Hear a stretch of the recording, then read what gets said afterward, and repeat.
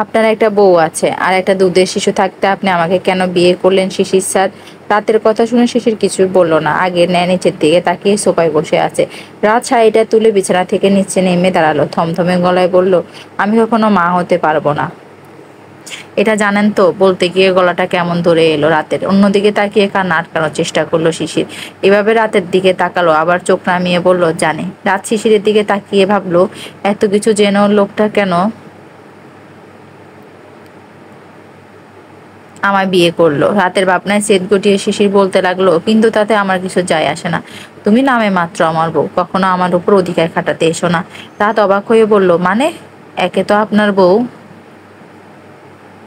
থাকা সত্ত্বেও আপনি আমায় বিয়ে করেছেন, তার উপর আপনি আমাকে এসব বলছেন। শিশির উঠে দাঁড়ালো, অনুভূতিহীন ভাবে তাকিয়ে থেকে বলল, তোমার দায়িত্ব শুধু আমার সায়ানকে দেখে রাখা। রাত অবাক হয়ে বলল, কেন? আমি কেন দেখে রাখবো? আর মিতালি আপু কোথায়? বিয়েতেও দেখলাম না। আপনার বউ উনি, আপনার বিয়ে আটকালো না কেন? আর শিশিরের কপালে রগ ফুলে উঠলো। জোরে জোরে পা ফেলে আলমারি খুলে টি শার্ট বের করে ওয়াশরুমে চলে গেল। রাত সেদিকে তাকাই রইল, বিছানায় থপ করে বসে পড়লো। শিশির তার পরিচিত নয়, তাদের প্রতিবেশী। তাদের সাথে এক মাসের আলাপ। এমনকি শিশিরের বউ মিতালির সাথে রাতের বেশ বাপও ছিল। দুজন বেশ গল্প গুজব করে সময় কাটাতো। রাত এখানে নতুন এসেছে তার বাবা মা আর একমাত্র ছোট ভাইটিকে নিয়ে। তার বাবা ট্রান্সফার হয়েছে এখানে। কলেজের টিচার তিনি। ভাগ্যবশত শিশিরও সেই কলেজেরই টিচার। রাতে সেখানে পড়াশোনা করে। বেশ কয়েকবার বিভিন্ন বিপদের হাত থেকে শিশির তাকে বাঁচিয়েছে। মিতালি আর শিশিরের মাঝে ভালোবাসা কমতি ছিল না। তারই ফলস্বরূপ এই 15 দিনের বয়সের সায়ান। দরজা ধাক্কানোর শব্দের চিন্তা থেকে বেরিয়ে এলো রাত। উঠে দাঁড়ালো সে। রাত তখন 12টা। দরজা খুলতে শাশুড়ি অসহায় মুখে দেখতে পেল সে। কোলে সায়ান কাঁদছে। রাত তাড়াতাড়ি করে সায়ানকে নিজের কোলে নিয়ে দোলাতে লাগলো। সায়ান তখনও কাঁদছে। ততক্ষণে শিশিরও চুল মুছতে মুছতে বের হয়েছে। রাতে শাশুড়ি চৈতি বেগম অসহায় গলায় বললেন, তোদের বিরক্ত করলাম, আমি দুঃখিত, কিন্তু ছেলেটা এত কাঁদছিল। রাত ছায়ানকে দোলাতে দোলাতে কান্না থামাতে ব্যস্ত হয়ে বলল, আন্টি, মিতালি আপু কোথায়? উনি কি রাগ করে কোনো ঘরে বসে আছেন? কোথায় উনি? চৈতি বেগম দীর্ঘশ্বাস ফেলে বললেন, কেন, তোমার বাবা মা কিছু বলেনি? রাত ভ্রু কুঁচকে বলল, আমি তো বিয়ের কথাই জানতাম না আন্টি। বলুন না, মিতালি আপু কোথায়? উনি কিভাবে এই বিয়েটা মেনে নিচ্ছেন? চৈতি বেগম কিছু বলতে যাবে, তার আগে সায়ান কেঁদে উঠল। মাত্রই তো থেমেছিল, আচমকা পেছন থেকে শিশির সায়ানকে কোলে নিতে নিতে বলল, মা, ওর কাছে আমার ছেলের থেকে ওর প্রশ্নগুলোর দাম বেশি, তাও তোমার ওকে পছন্দ হলো? চৈতি বেগম বিরক্ত হয়ে বললেন, এই অবস্থায় সব মেয়েরই এই টেনশন থাকবে, এটাই স্বাভাবিক। আর ওর বাবা মা ওকে কিছু জানায়নি, সময় তাই হয়তো পায়নি। রাত চুপ করে দাঁড়িয়ে আছে, কি হচ্ছে কিছুই বুঝতে পারছে না। তার দৃষ্টি কাঁদতে থাকা সায়ানের দিকে। শিশির তাকে ফিডার দিচ্ছে, বাট সে মুখে নিচ্ছে না। রাত হঠাৎ শিশিরের হাত থেকে ফিডারটা নিয়ে নিল। শিশির ভ্রু কুঁচকে তাকালো রাতের দিকে। রাত ফিডারে থাকা দুধের ফোঁটা হাতের পিঠে নিয়ে জিভে দিল। চিনি কম আর পাতলা জল মনে হচ্ছে। রাত দুধটা ফেলে দিল, নিজ সুন্দর করে বানাতে লাগলো। তারপর সায়ানকে কোলে নিয়ে ফিডারটা আস্তে করে 2 ফুটো দিতে সায়ান খেতে লাগলো। রাত হেসে হেসে বলল, এখন মজা না? সায়ান ভেজা চোখে তার নতুন মাকে দেখছে। রাত হাসছে, কেমন মা মা ফিল হচ্ছে। শিশির কি বলবে বুঝতে পারছে না, শুধু তাকিয়ে আছে। চৈতি বেগম শিশিরের উদ্দেশ্য করে বললেন, মেয়ে, আমি বুঝে এনেছি শিশির, তোর আনা মেয়ের থেকেও এই মেয়ে আমার সংসারকে আগলে রাখবে, দেখে নিস। শিশির মায়ের দিকে চাপা রাগ নিয়ে বলল, এসব মেয়েরা কখনো কাউকে আগলে রাখে না মা, সবেই ধোঁকাবাজ, সবাই এক না। মিতালি তোর পছন্দ করা মেয়ে ছিল, রাত আমার পছন্দ করা মেয়ে। ওর বাবাকে শর্ত দিয়ে রাতকে আমি নিয়ে এসেছি। আমি চাই আমার ছেলেটা ভালো থাক, আমিও তাই চাই বাপ। তা কি আর সম্ভব? চৈতি বেগম কিছু বললেন না। রাতের মুখটার দিকে তাকিয়ে রইলেন, যে সেই কিনা সায়ানকে ঘুম পাড়াতে ব্যস্ত। শিশির সেদিকে তাকিয়ে বারান্দার দিকে এগিয়ে গেল। কিছুক্ষণ দাঁড়িয়ে থেকে আকাশ পানে তাকিয়ে ভাবলো, হে আল্লাহ, কিসের পরীক্ষা নিচ্ছ তুমি আমার?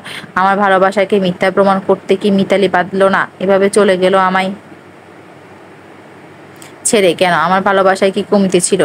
সেও আমার বন্ধুর সাথে। ভাবতে শিশিরের চোখ থেকে দুপোঁটা জল গড়িয়ে পড়লো। শিশির ঘন ঘন পলক ফেললো। কান্না আটকাতে সে আর কাঁদবে না। এমন বেইমানের জন্য সে কেন কাঁদবে? কখনোই না। এদিকে সায়ান আস্তে আস্তে ঘুমিয়ে গেল। রাত সায়ানকে বিছানার মাঝখানে শুইয়ে দিল, কপালে চুমু দিয়ে বলল, মায়ের কথা খুব মনে পড়ছে তাই না সায়ান? তোর মাটা কই যে গেল? নিশ্চয়ই আমার উপর ভীষণ রাগ করেছে, কিন্তু আমার তো কোনো দোষ নেই রে। আমি তো জানতামই না কিছু। বাবার আমায় বলে টোলে বিয়ে দিয়ে দিল। বিয়ের পর জানলাম যে শিশির স্যার আমার স্বামী, তোর বাবা কেন এমন করলো আপুর সাথে? বলেই রাত ঠোঁট উল্টালো। ভাবতে লাগলো কিছু তো একটা হয়েছে, না হলে এইভাবে মিতালি গায়েব। আর বাচ্চা কান্না দেখেও কেউ রাগ করে থাকতে পারে? শিশিরও রেগে যাচ্ছে মিতালির কথা শুনে। কোনো তো কারণ অবশ্যই আছে। ভাবতে ভাবতে রাত যেভাবে ঘুমিয়ে গেল, কারোর কোপানো শব্দ শুনে চোখ খুললো রাত। সায়ান ঘুমাচ্ছে, ওর চোখটাও লেগেছে কিছুক্ষণ। আস্তে আস্তে উঠে বারান্দার দিকে গেল, দেখতে পেল শিশির দোলনায় মাথা নিচু করে বসে আছে। ওখান থেকে ফোপানোর শব্দ আসছে। রাতের কেমন মায়া হলো, এগিয়ে গিয়ে বলল, শুনছেন? রাতের উপস্থিতি টের পেয়ে শিশির কান্না থামিয়ে দিল। তাড়াতাড়ি চোখ মুছে গম্ভীর গলায় বলল, কিছু বলবে না? মানে ঘুমাবেন না? শিশির উঠে দাঁড়ালো, আবার গম্ভীর গলায় বলল, সায়ান ঘুমিয়েছে?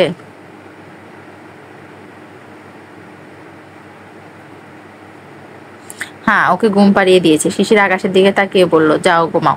আর আপনি? শিশির কিছু বলল না। রাত ঠায় দাঁড়িয়ে রইল। শিশিরের থেকে উত্তর না পেয়ে আবারও শুধরালো। সায়ানকে ওর মায়ের কাছে দিলে বাচ্চাটা শান্তি পেত।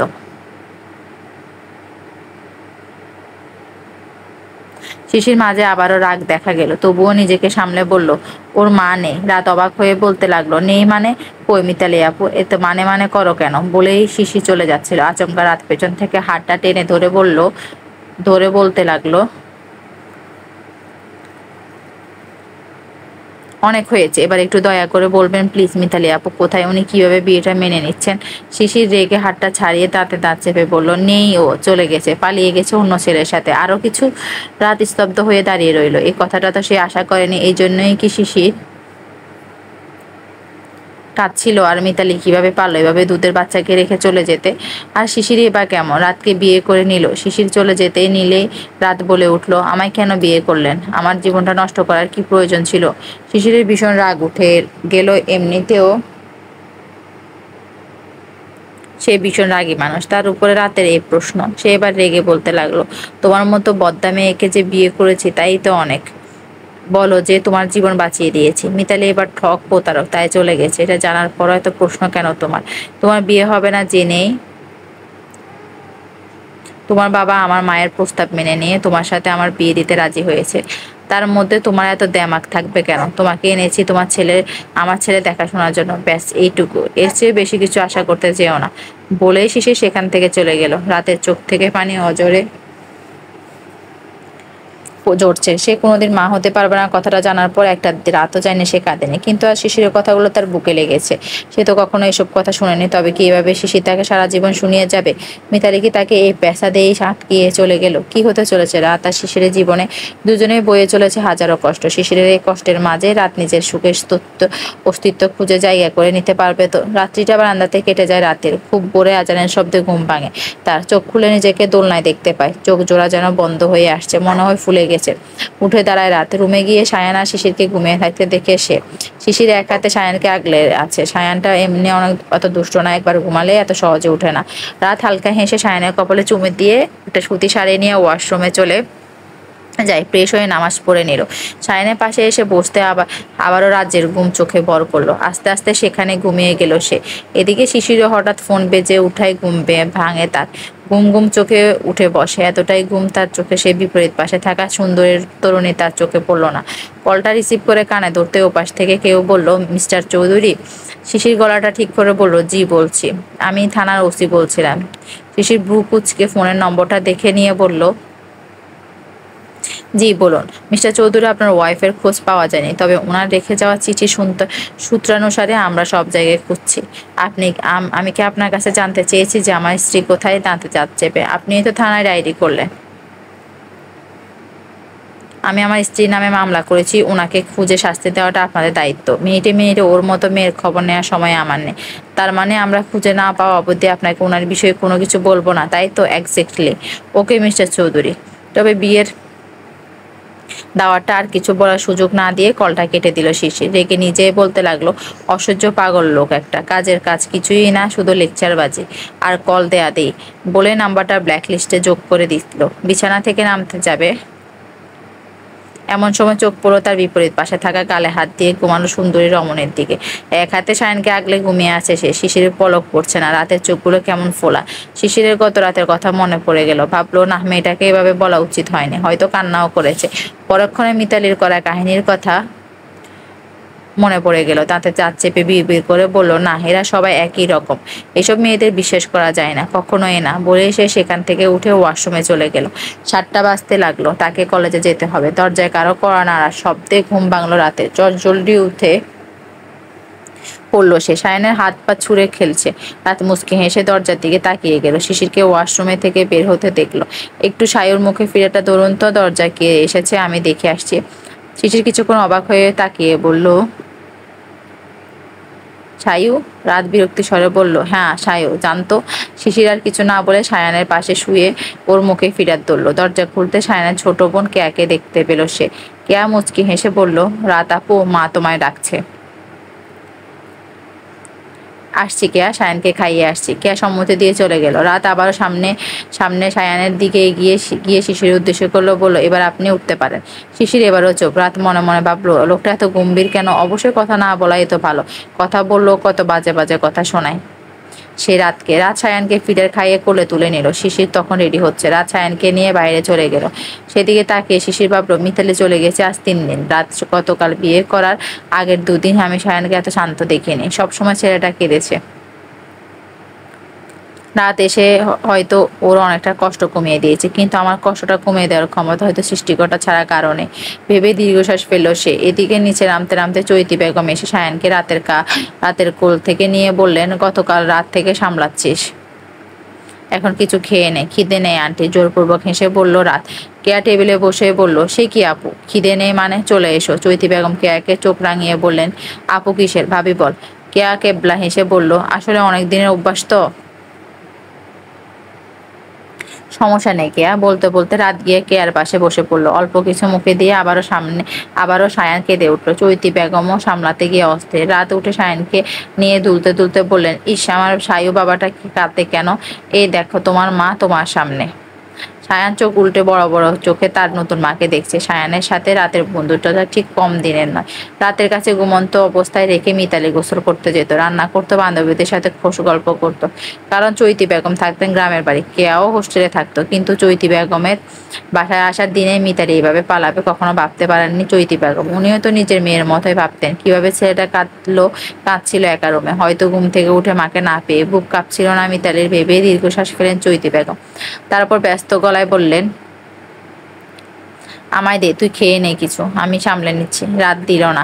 হাত ধুতে ধুতে বলল, থাক না আন্টি, আমি পরে খেয়ে নিব। বলে সে সোফায় বসে সায়ানকে হাসাতে মেতে উঠলো। চৈতি বেগম চোখের কোণায় জমে থাকা পানিটা মুছে নিয়ে ব্রেডে জেল মাখতে লাগলেন। কেয়াও রাতের সাথে যোগ দিয়ে সায়ানের সাথে খেলছে। উপর থেকে দৃশ্যটা পর্যবেক্ষণ করলো শিশির। মনে মনে ভাবলো, রাতের জায়গায় তোমার আশা করছিলাম মিতালি, ছিলেও তুমি। কিন্তু আজ তোমায় একটা ভুলে আমি তোমার সবার কাছে কেবল ঘৃণা ভেবে তাচ্ছিল হাসি শিশির। চৈতি বেগম ব্রেডটা জোর করে রাতকে খাওয়ালেন। শিশিরকে নামতে দেখে বললেন, কোথাও যাবি? কলেজে। বলে সে সায়ানকে রাতের কোল থেকে নিয়ে আদর করতে লাগলো। সায়ান বাবার আদর উপভোগ করছে। চৈতি বেগম ছেলের মাথায় হাত দিয়ে বললেন, খাবি না?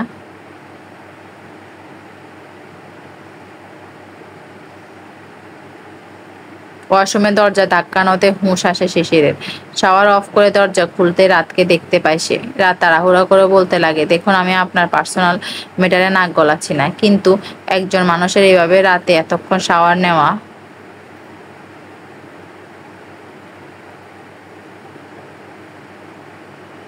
এদিকে রাতে সময় কাটে সায়ানকে নিয়ে, একদম নিজের ছেলেই যেন। না, মা না হওয়ার আক্ষেপ আর নেই। মনের এক কোণ থেকে বারবার কেউ বলছে, সায়ানই তোর সন্তান। রাত তোর অংশ না হয়ে তোরই অংশ, ওকে আগলে রাখ, ওই তোর বেঁচে থাকা সম্ভব।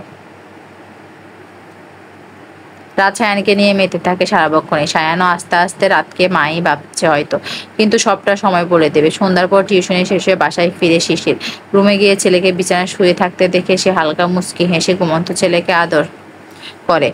ওয়াশরুমে গিয়ে শাওয়ার ছেড়ে ভাবতে লাগলে, আজ কলেজে যেসব কথা শুনতে হলো, এসব কি আমার সারা জীবন বয়ে যেতে হবে? কেন মিতালি, এই কাজের জন্য তোমায় আমি কোনোদিন ক্ষমা করব না, কোনোদিনে না।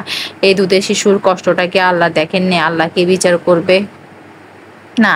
তোমার মিতালি কতদিন পালিয়ে থাকো আমিও দেখবো। নুহসান তোমার কতদিন রাখে সেটা আমি দেখতে চাই মিতালি। আর একজনের কলেজের গোটা প্রতিটি কানাঘোষায় তোমার বিরুদ্ধে আমার মনে যে প্রবল ঘৃণা সৃষ্টি করেছে, সেটা কাটানো প্রায় অসম্ভব। আই সোয়া, তোমায় সামনে পেলে জাস্ট পুঁতে ফেলবো। শিশির সায়ানকে কেয়ার কোলে দিতে দিতে বলল, না মা, লেট হচ্ছে, আসি বলে সে প্রস্থান করলো। চৈতি বেগম চিন্তিত হয়ে বললেন, গতকালে বিয়ে হলো, আজই যাওয়াটা কি উচিত ছিল? আমার ছেলেটার সাথে খারাপ যেন কিছু না হয়। মেয়েটা আমার শিশিরের শরীরে কলঙ্ক লাগিয়ে গেল। বলতে বলতে মাথা উঁচু করে শিশিরের দিকে তাকাতে চিৎকার করে পেছনে ঘুরে গেল রাত। শিশির কোমরে এক হাত দিয়ে ভ্রু কুঁচকে তাকিয়ে আছে আর বলছে, what's wrong with you, what's wrong with you. শিশিরের বলা কথায় রাত বলতে লাগলো, আপনি শুধু টাওয়াল পেঁচিয়ে দরজা খুললেন কেন? বেশরম? What Besharam? ইয়েস বেশরম, ছি আক্কেলহীন। তাড়াতাড়ি করে বলে রাত শিশিরের দিকে না তাকিয়ে সায়ানের এক পাশে গিয়ে শুয়ে চোখ বন্ধ করে নিল। শিশির সেদিকে তাকিয়ে ভাবলো, পাগল নাকি? বেশ কিছুক্ষণ শাওয়ার নিয়ে বের হলো শিশির। বিছানার দিকে তাকিয়ে অবাক হলো সে। রাত লম্বা হয়ে শুয়ে ঘুম, বুকের ঠিক উপরে সায়ান সুন্দর করে জড়িয়ে ধরে আছে রাত, যেন না পড়ে। সায়ানও নিশ্চিন্তে ঘুম। এমন দৃশ্য শিশির আজ অবধি দেখেনি। মিতালি কখনো এভাবে বুকে নেয়নি সায়ানকে, কাত হয়ে নিত, কিন্তু কখনো রাতের মতো এইভাবে নেয়নি। পরে ছেলেকে তো নাই। তবে কি রাত মিতালির মতো নয়? শিশির শুধু সেদিনে কষ্ট দিয়ে ফেললো না তো রাতকে? শিশির মনে মনে দৃশ্যটা দেখতে লাগলো। ফোন বের করে একটা ছবি তুলে নিল, তারপর নিচে চলে গেল খাবার খেতে। চৈতি বেগম ছেলের অপেক্ষায় এতক্ষণ টেবিলে বসেছিলেন। ছেলেকে নামতে দেখে বললেন, খেয়ে নে। শিশির মাথা দুলিয়ে বললেন, তুমি খেয়েছো কেয়া? সবাই খেয়েছে। শিশির আর কিছু না বলে খাওয়া শুরু করলো। চৈতি বেগম ছেলের সামনে বসে বলতে লাগলেন, আজকে না গেলে হতো না?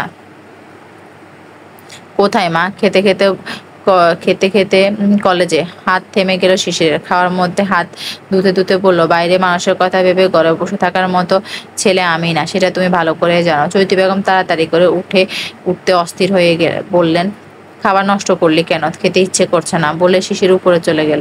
চৈতি বেগম সেই দিক পানে তাকিয়ে বললেন, না, খাবারের সময় কথাগুলো তোলা উচিত হয়নি। ছেলেটা আমার না খেয়ে চলে গেল। রুমে এসে কিছুক্ষণ পায়চারি করতে লাগলো শিশির, আর ভাবতে লাগলো,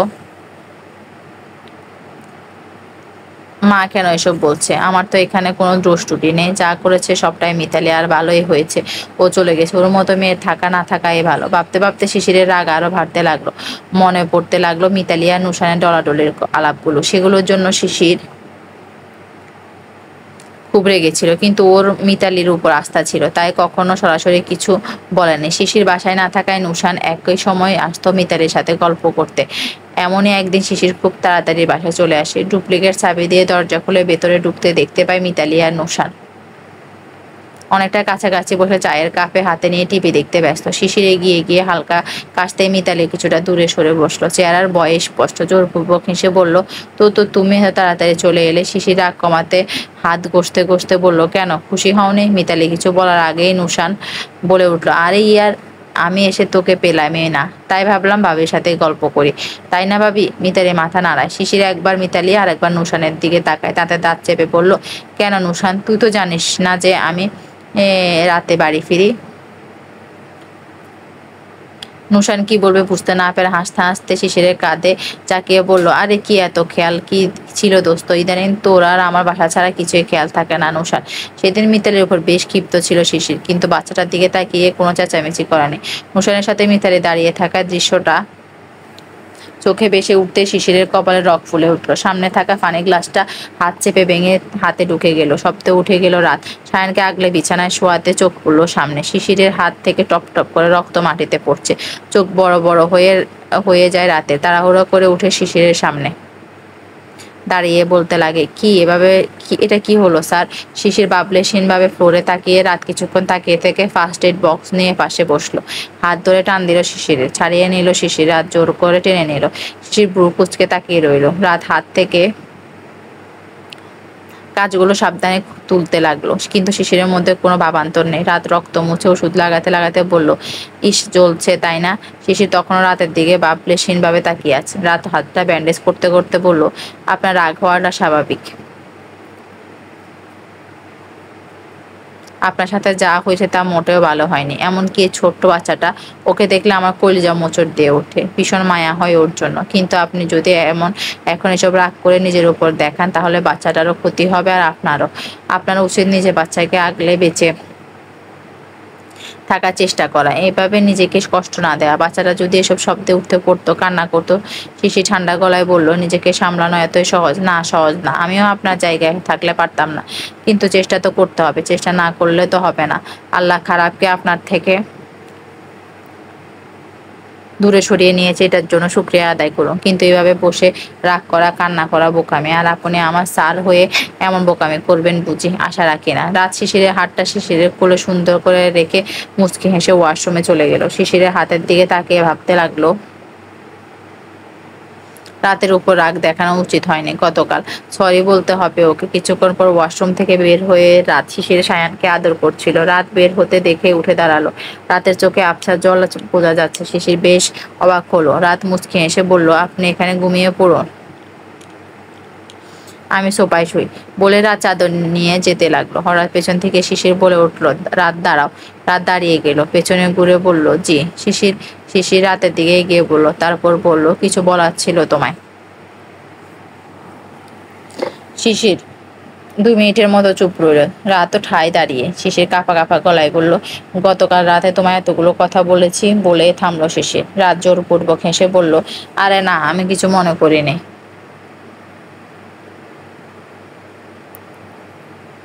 আমি আপনাকে বারবার বিরক্ত করছিলাম যে কারোয় রাগ হওয়ার। আর কিছু বলার আগে শিশির কাঁপা কাঁপা গলায় বলল, সরি রাত। রাত অবাক হয়ে তাকিয়ে বলল, সরি বলতে হবে না, আপনি মিথ্যা তো বলেননি। Sorry, I am really very sorry রাত। আমি রাগের মাথায় বলে ফেলেছি। আমি বোঝার দরকার ছিল যে তোমার কষ্ট লাগতে পারে, কিন্তু এদিকে তোমার কোনো দোষ নেই। রাত কি বলবে বুঝতে পারছে না। শিশির আবারও কাঁপা কাঁপা গলায় বলল, পারলে এই বাজে মানুষটাকে ক্ষমা করে দিও। বলে শিশির সেখান থেকে চলে গেল বারান্দার দিকে। রাত সেদিকে তাকিয়ে রইল আর ভাবলো, মানুষটা তো খারাপ না, রেগে কি এত কিছু বলছিল। রাত বারান্দায় এগিয়ে যেতে যেতে বলল, নিজেকে বাজে বললেন কেন? শিশির ঠান্ডা গলায় বলল, বাজেই তো। আমার সাথে থাকা যায় না তো? কে বলেছে কথাটা? কিছু জিনিস বুঝে নিতে হয়। রাত এগিয়ে গেল শিশিরের দিকে। শিশিরকে নিজের দিকে ফিরিয়ে বলল, কিছু চ্যালেঞ্জ দিব, শুনবেন? কিসের? রাত নিজের দিকে তাকিয়ে হাসলো। তারপর বলতে লাগলো, প্রথম চ্যালেঞ্জ হলো মাত্র কয়েকদিনের মাথায় মিতালি আপু ব্যাক করবে। মানে? হ্যাঁ, ফিরবেন, অবশ্যই ফিরবেন, কিন্তু ওকে মেনে নেব না, কখনো নয়। আর ডিভোর্স পেপারে সাইন করে গেছে ও। এসব প্ল্যানের 6 মাসের আগে থেকে আমার বিরুদ্ধে। মেনে নেব না সেটা আমিও জানি, কিন্তু উনি ফিরবে এটা মনে রাখবেন। ফিরবেও না। Any reason? নুশানকে রেখে কেন আসবে? আসবে, আমার চ্যালেঞ্জ এটা। আচ্ছা, দেখা যাক। আমার সেকেন্ড চ্যালেঞ্জ হলো, আপনি নিজে থেকে আমাকে বলবেন আপনার ফ্যামিলিকে আগলে রাখতে, আপনার কাছে থেকে যেতে আজীবন। হোয়াট? চেঁচিয়ে। ইয়া ইম্পসিবল। আর লাস্ট চ্যালেঞ্জ হলো, খুব তাড়াতাড়ি আপনি আমাকে নিজের বউ হিসেবে স্বীকৃতি দেবেন, মিস্টার শিশির চৌধুরী। শিশির রাগ কন্ট্রোল করে বলল, রাত, আমার সাথে জড়িয়ে নিজের জীবনটা নষ্ট করিও না। পরিস্থিতি ঠিক হলে আমি তোমায় ডিভোর্স। শিশির বলতে বলতে রাত শিশিরের মুখে হাত দিয়ে বলল, আমার বিয়ে একজনের সাথে হয়েছে। অনেক ভাবলাম, আল্লাহ যার সাথে জুড়ে দিয়েছে তাকে ছাড়া সম্ভব নয়। শিশির আর কিছু না বলে রুমের দিকে পা বাড়ালো। সে রাতের সাথে কথা বলতেই চায় না। একটু ভালো ব্যবহার করেছে বলে রাত একদম মাথায় উঠে যাচ্ছে। শিশিরকে চ্যালেঞ্জ দিচ্ছে ও। শিশিরকে একটা চ্যালেঞ্জও পূরণ হতে দেবে না শিশির। নেভার। চলবে।